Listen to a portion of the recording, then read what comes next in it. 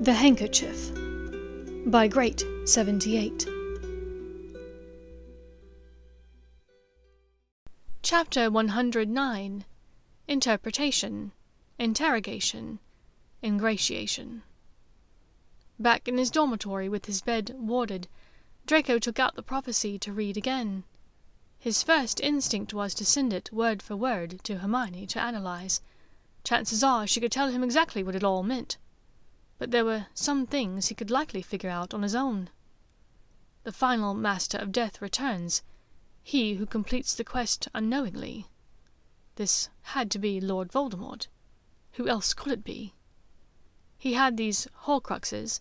He had basically already mastered death, fought it off as few, if any others, ever had. He called his followers the Death Eaters, for crying out loud. He had to be the Master of Death.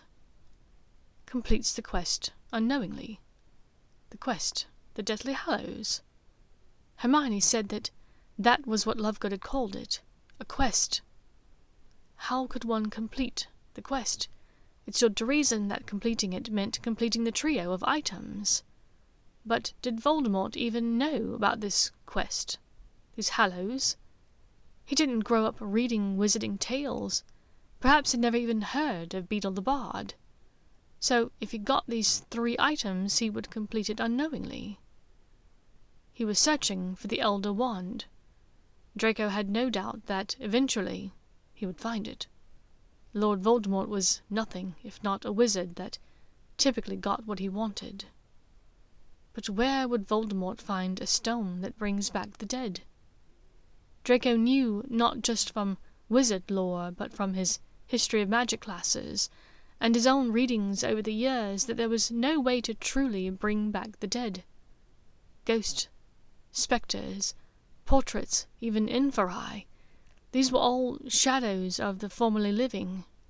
There was no true way to resurrect a body and soul in one.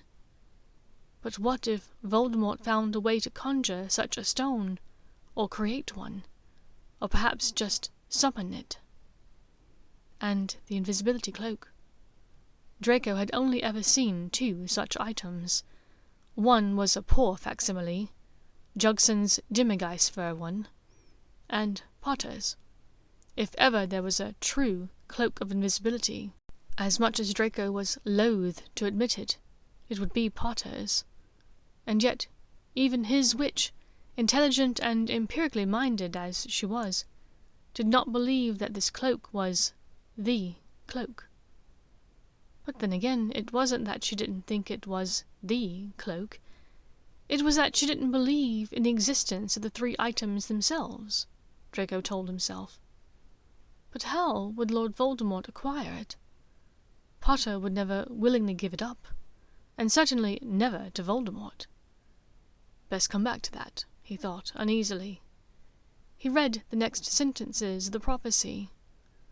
The battle commences as the 5th month is born, and sides will be chosen. Many will suffer, many will die. Well, the final part of that was fairly clear, and the 5th month, May. That was a bit less than 4 months from now. Could that really be the final battle? On the one hand, Draco would love to think that this war could be over in as little as 4 months.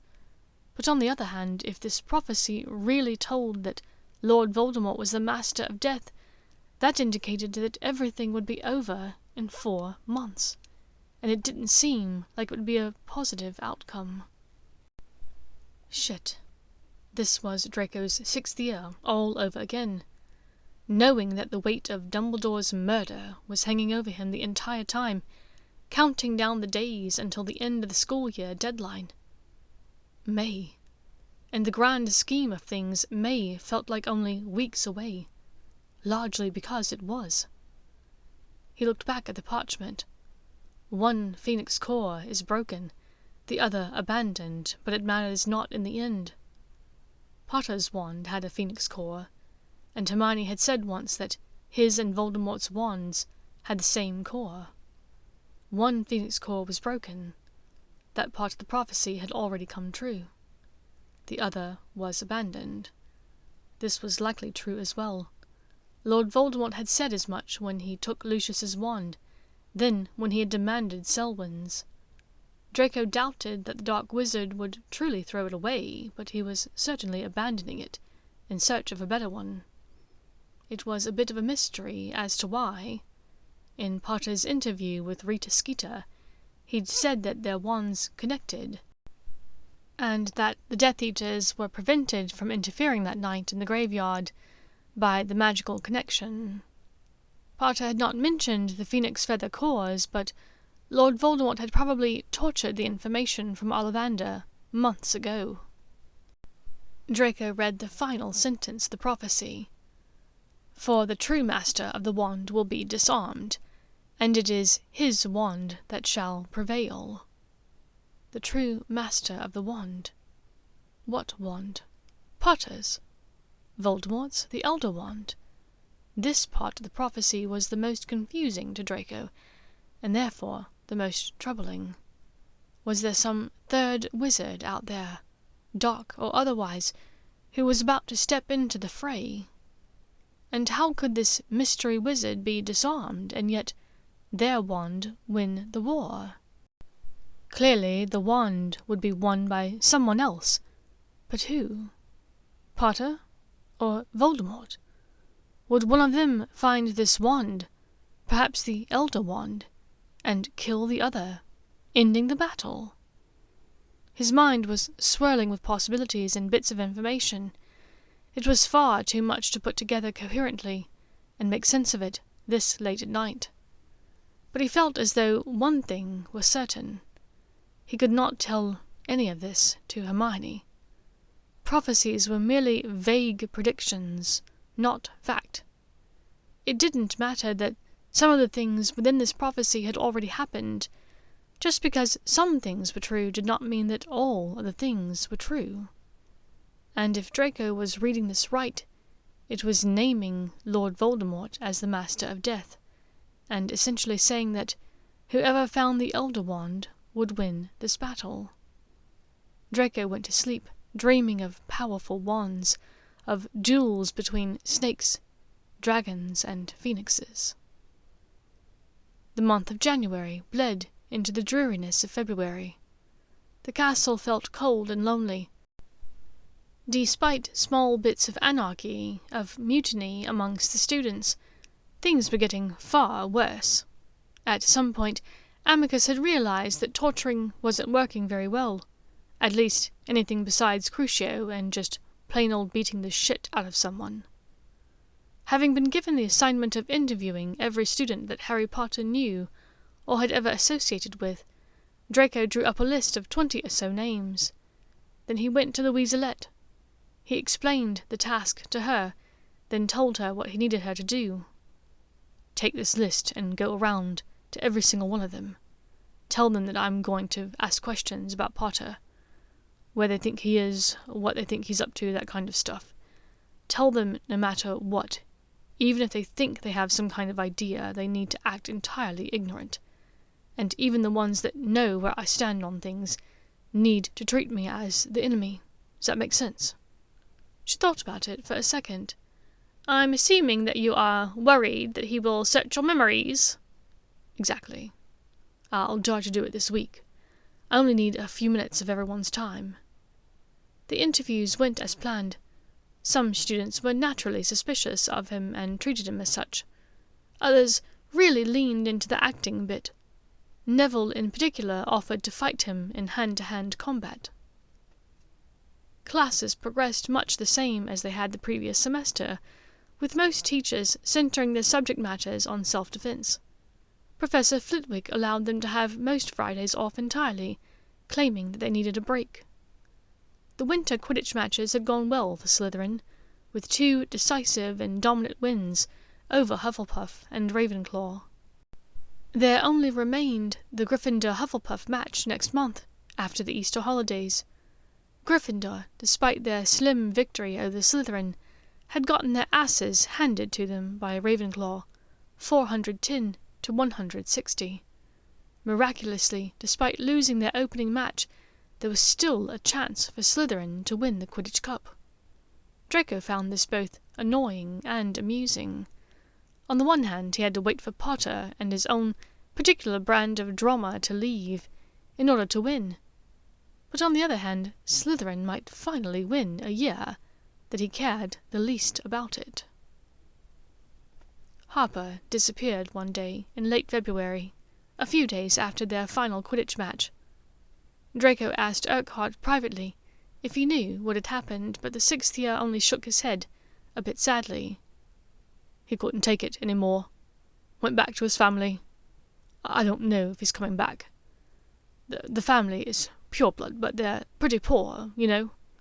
Harper was hoping to do well enough to become a healer. Help out his mum, you know.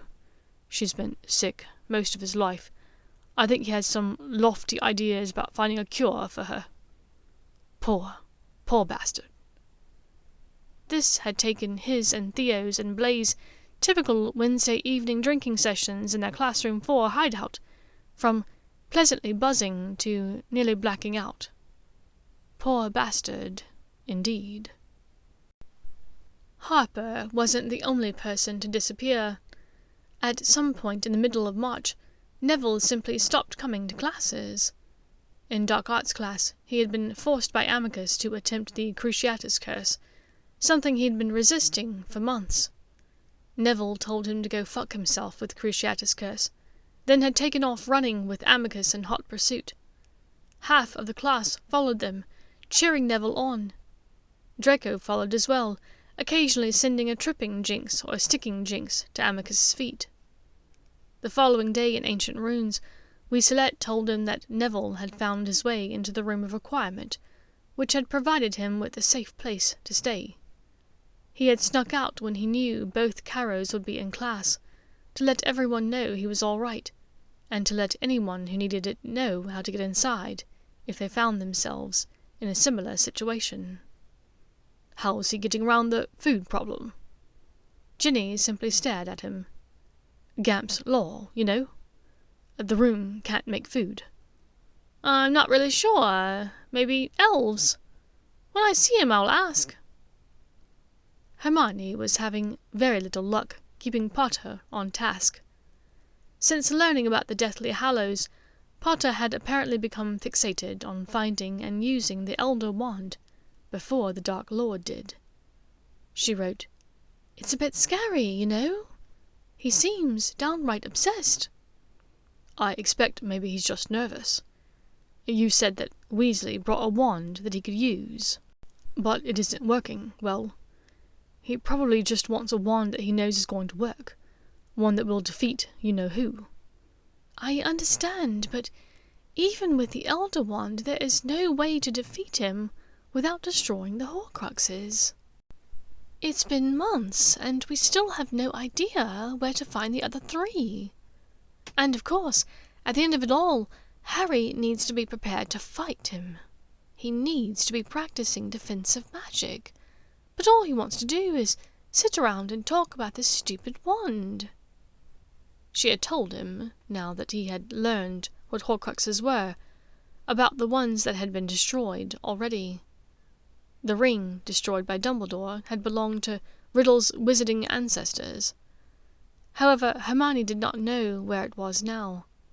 Potter thought that it was perhaps inside the old snitch that Dumbledore had left him.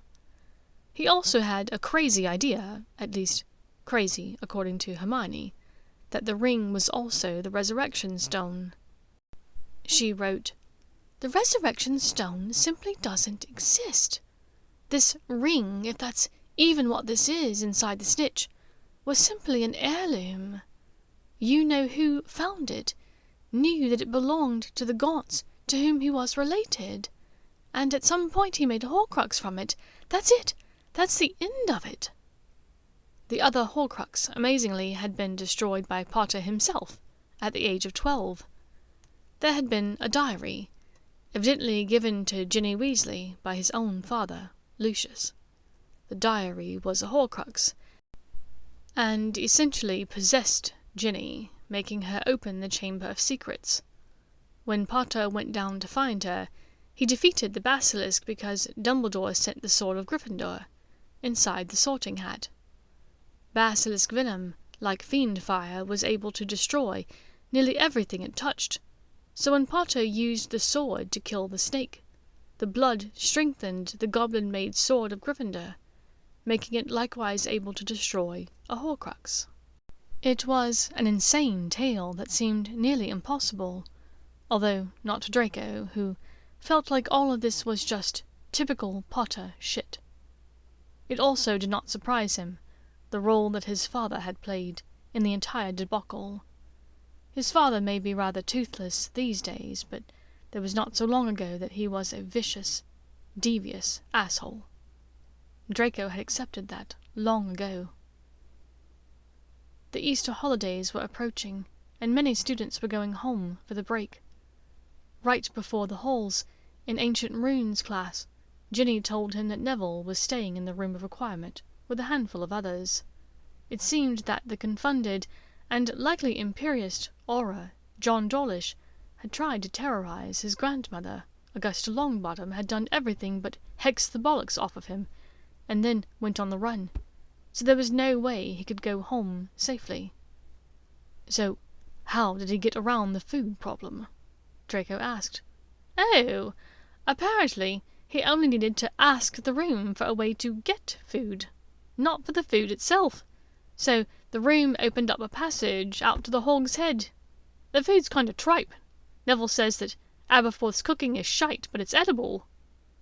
That name sounds familiar. Who is Aberforth? Draco asked, racking his brain for the name. It's Dumbledore's brother, actually, Ginny said.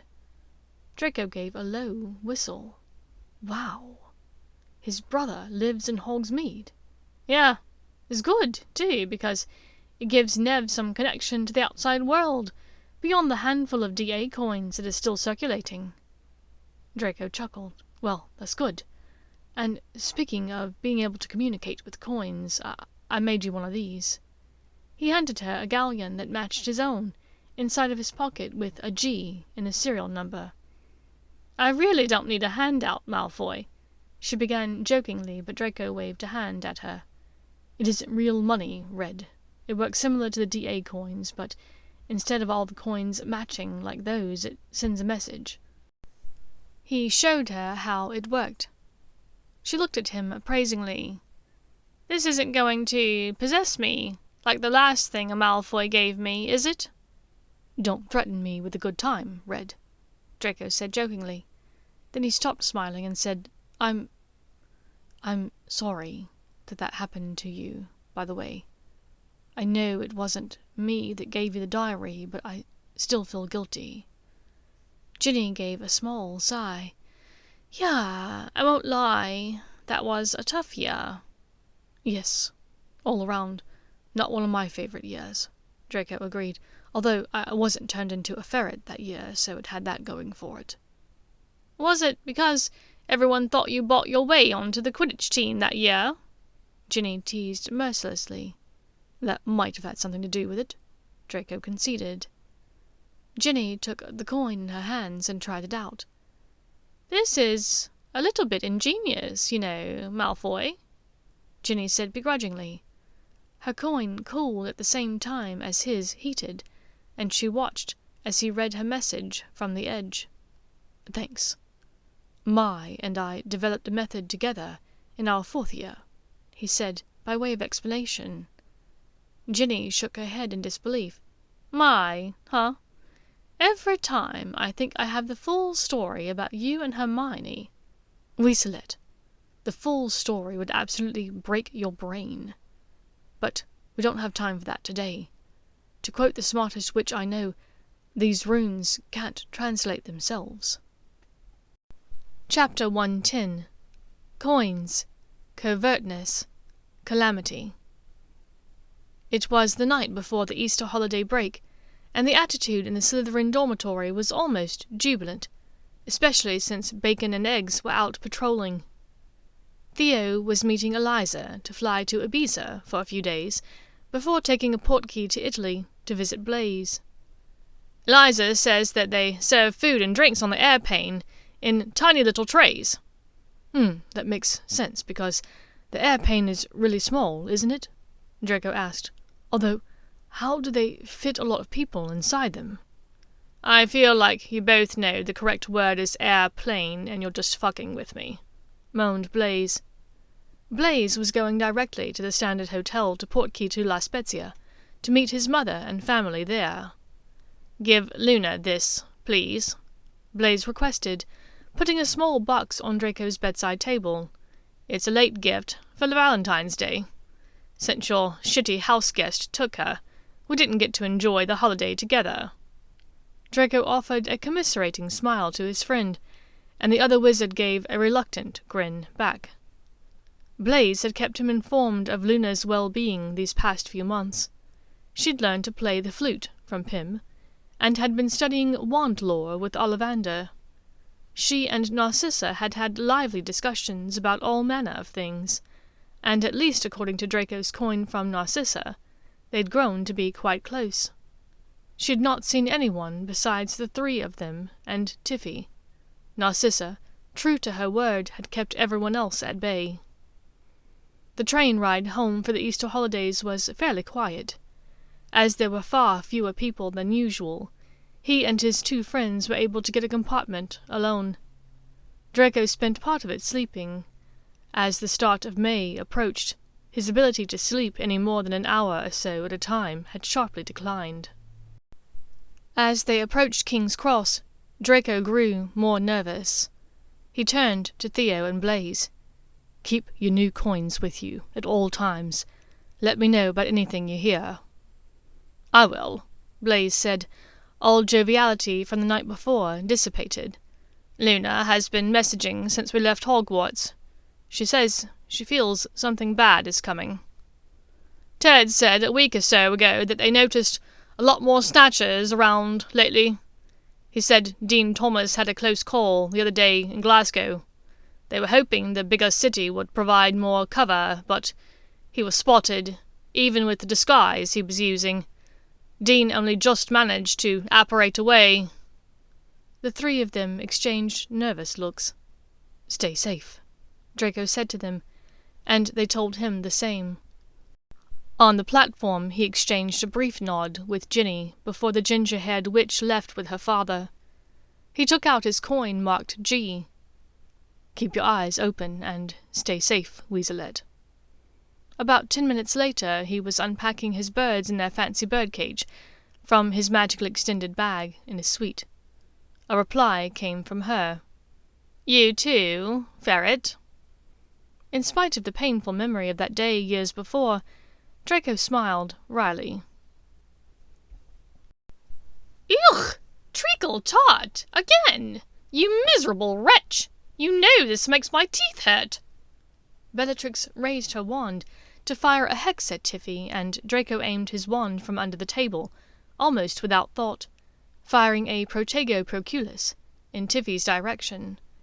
The expected hex did not come to Tiffy, where she cowered, and Bellatrix looked at her wand in questioning anger, whilst the elf popped away. Draco thought privately that water likely made Bellatrix's teeth hurt these days. "So, Drakey-poo, how did your interviews go? Did you figure out where Potter is?" Bellatrix asked nastily, as though Draco himself had been hiding Potter in his wardrobe. "Unfortunately, I did not learn anything useful.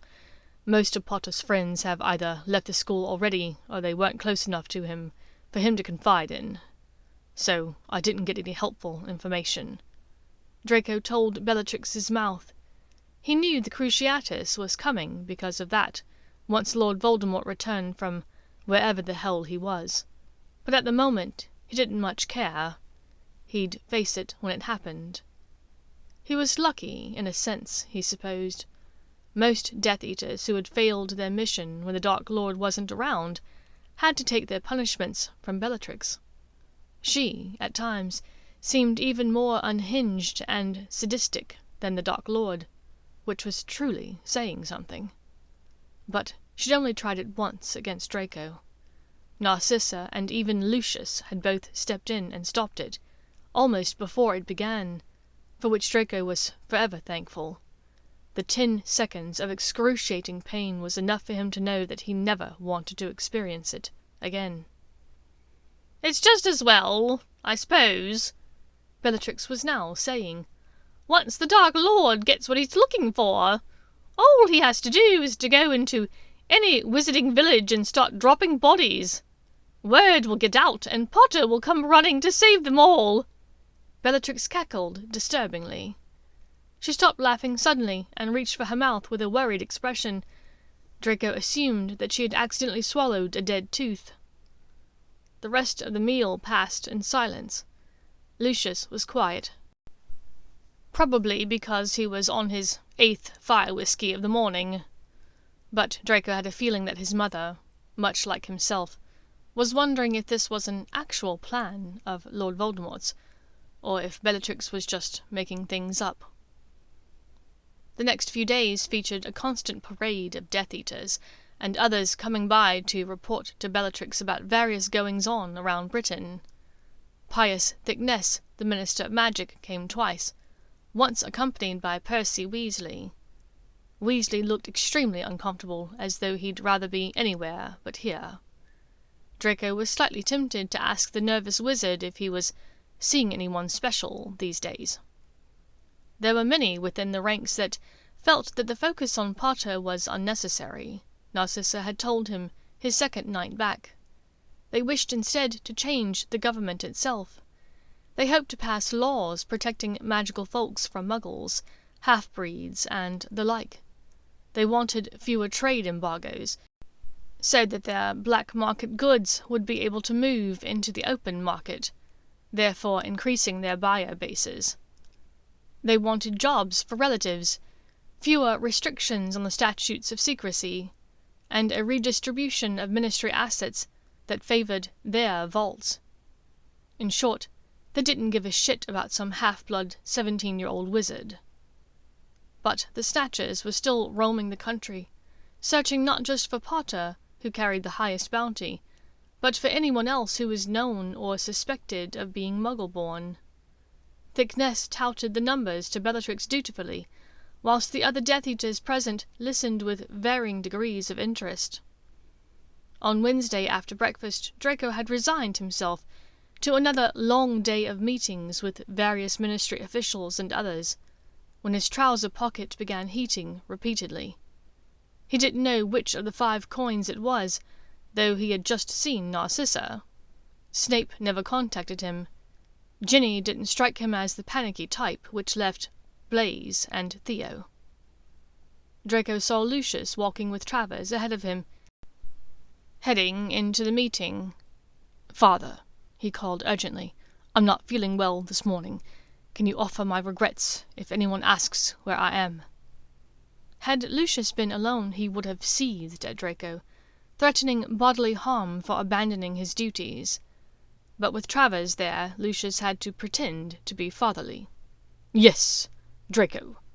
Perhaps a potion for headache or stomach upset, and you can join us shortly." Lucius turned swiftly away from him, taking Travers with him. Draco turned on his heel and rushed up the staircase to the Scion suite, locking and warding the door quickly. It was Theo. "Can you take a flu, Cole? Something wrong with Ted?" "He's been nervous the last week or so, since that last close call," Theo said. "Right, in Glasgow," Draco supplied, remembering their conversation from the train. "Yes, right. You know, he's travelling with a few others. 2 goblins and 2 other wizards. Well, I told him a couple of weeks ago that I was going on this trip with Eliza, might not be able to write so often. She might have found it a bit odd, me talking to a coin." "Quite," agreed Draco. "So, when I didn't hear from him yesterday and the day before, I assumed it was because of this trip. But Eliza went home yesterday. I told her I was flying on the airplane to Italy later that day. It was a portkey, of course, so I arrived last night." "Right," said Draco, to urge him on to the discussion about Ted. "But like I said, Ted's been a bit on edge. The ministry wizard he's travelling with, Dirk, he got this notion that the Snatchers are reasonable people, that if they just talk to them they can work something out. He's a good man, Dirk, head of the Goblin Liaison Office before you-know-who took over, so he pretty much did negotiations for a living." Draco wasn't liking the sound of this. What did he do? That's just the trouble. I don't know, Theo said worriedly. There were a few cryptic messages late last night. Then all of a sudden they stopped. What did he say in these messages? Draco asked urgently. The first one said, Dirk saw snatchers here in forest. Dean, goblins, and I want to leave. Dirk says, let's talk to them. Oh, was all Draco could manage. Right. Well, the next message says they have him on the ground. Huh, Draco whispered, disheartened. And then...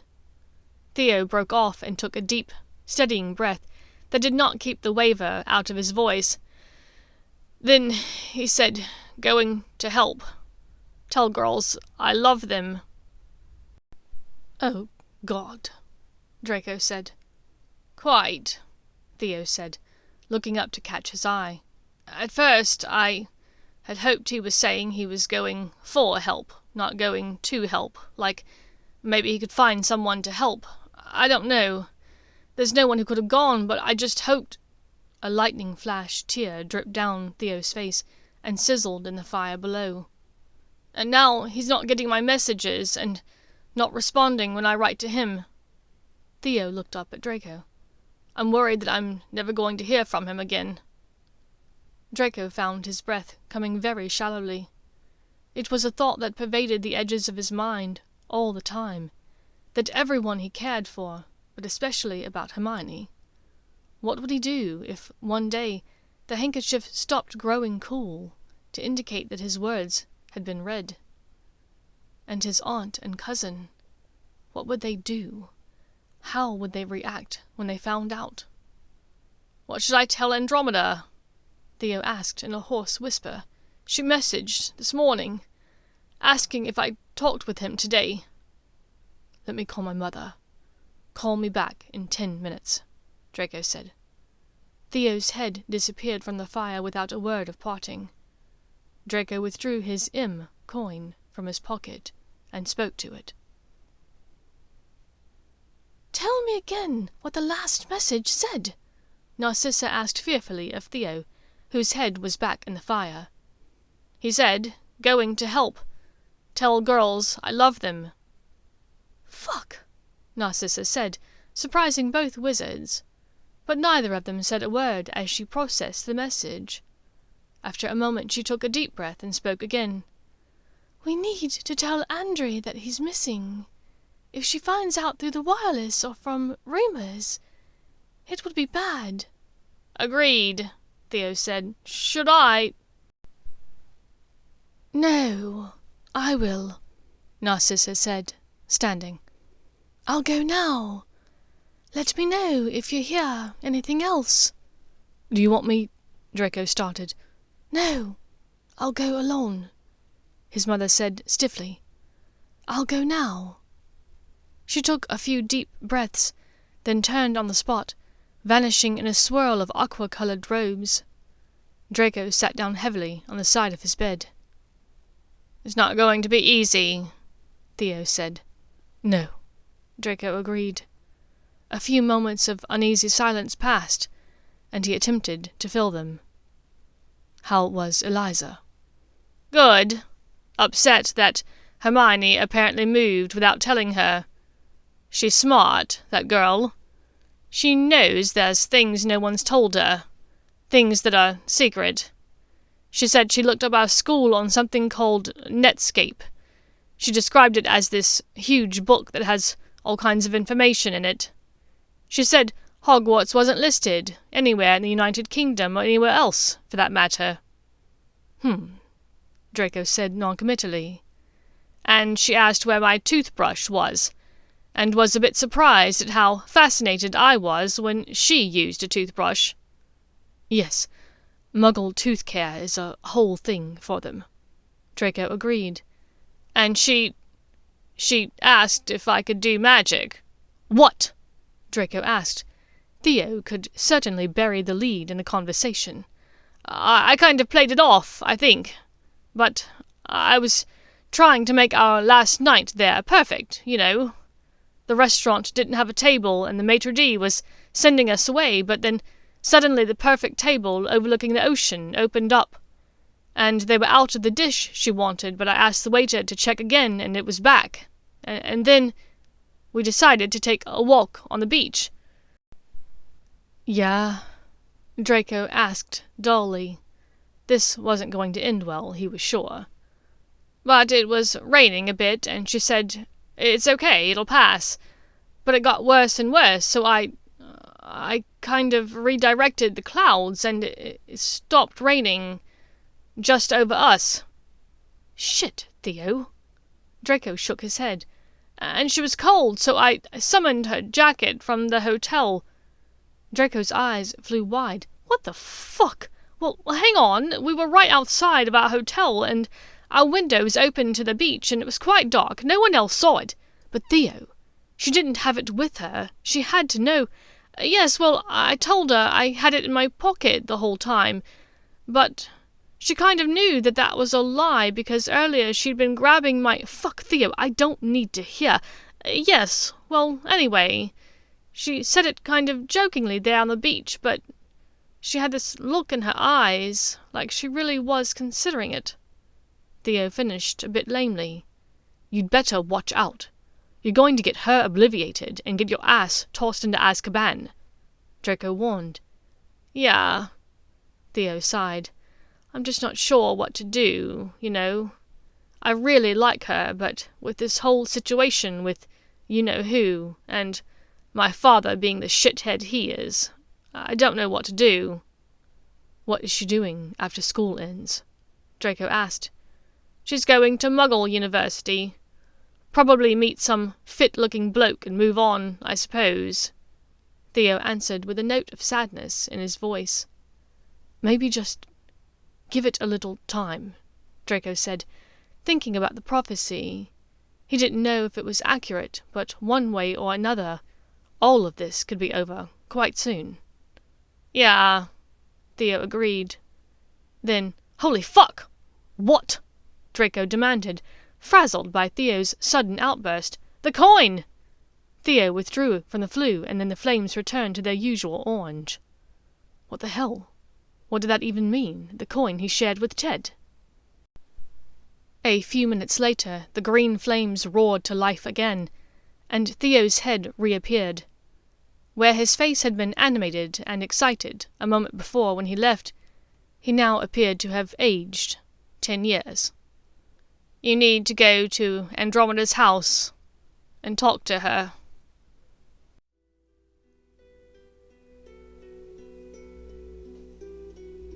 Thank you for listening to this chapter of The Handkerchief by Great 78.